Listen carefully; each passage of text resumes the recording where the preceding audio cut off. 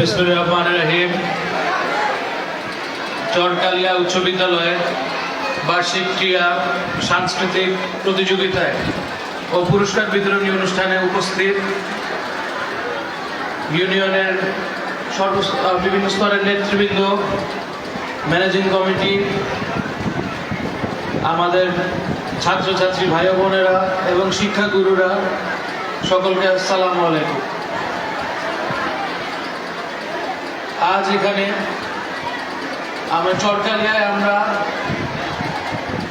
আমি যখন আসি 2016 সালে, তখন এখানে আমরা ক্রীড়া সামগ্রী বিতরণ করতে আসি।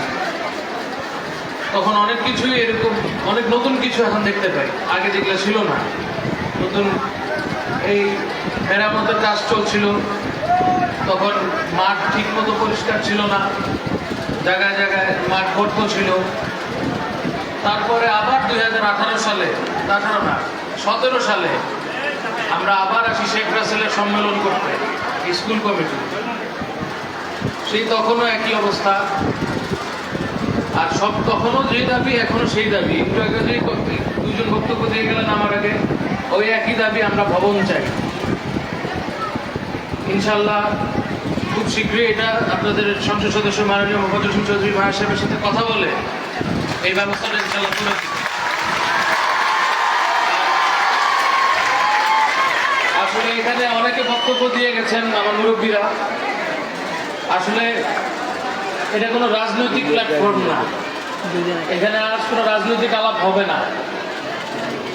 এখানে হবে আমাদের ছাত্রছাত্রী ভাই বোনদের কীভাবে সুযোগ তৈরি করে দেওয়া যায়, পড়ালেখা যাতে ঠিক রাখে, পাশাপাশি খেলাধুলার আয়োজন থাকতে হবে, সাংস্কৃতিক আয়োজন থাকতে হবে। আমি দীর্ঘদিন ধরে বিভিন্ন ক্রীড়া সংস্থা, সাংস্কৃতিক সংস্থার কিছু সাথে কথা বলি, কাজ করি।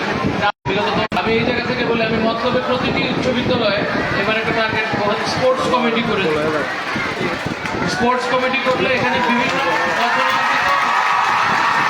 বছরে অন্তত 3টি বার, শীতকালে ব্যাডমিন্টন, বর্ষাকালে ফুটবল, ভলিবল, ক্রিকেট, এরকম আয়োজন থাকলে পরিবেশটা ভালো থাকে। ছাত্রছাত্রীদের মনে একটা পড়ালেখার চাপের পাশাপাশি একটি ব্যালেন্স করার জন্য কিন্তু ক্রিয়া খুবই জরুরি।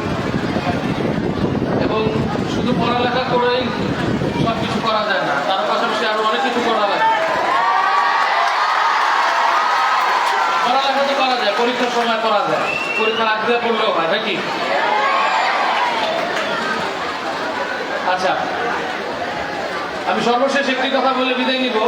এখন যেহেতু বৃষ্টি পড়ছে, আপনাদের যেই সকল দাবি আপনার আছে, একটু আগে যা শুনলাম, আপনাদের ভবন লাগবে, আপনাদের মাঠ একটু ঠিকঠাক করে দেওয়া লাগবে, আপনাদের বাউন্ডারি লাগবে, আপনাদের হয়তো ক্লাসরুমের অনেক ক্লাসরুম কিছু সমস্যা আছে, ওগুলোরও ঠিক করতে হবে।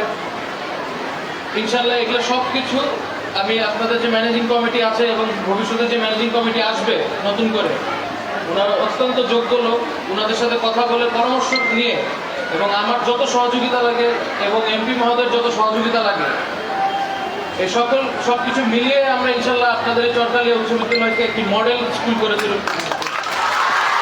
আমি কথা দিয়ে গেলাম, আমি আমার বাবার সন্তান। আমার বাবা যাকে কথা দিত, আমার বাবা কিন্তু এটা করে ছাড়তো, আমি কিন্তু ওই রকম। সকলে দোয়া করবেন এবং আপনাদের জন্য অন্তরের অন্তঃস্থল থেকে শুভকামনা। ইনশাল্লাহ ভবিষ্যতে যেখানেই যান, যেমনই হন, আপনাদের এই চরকালিয়া উচ্চ বিদ্যালয়ের নাম আপনারা রাখবেন। ধন্যবাদ।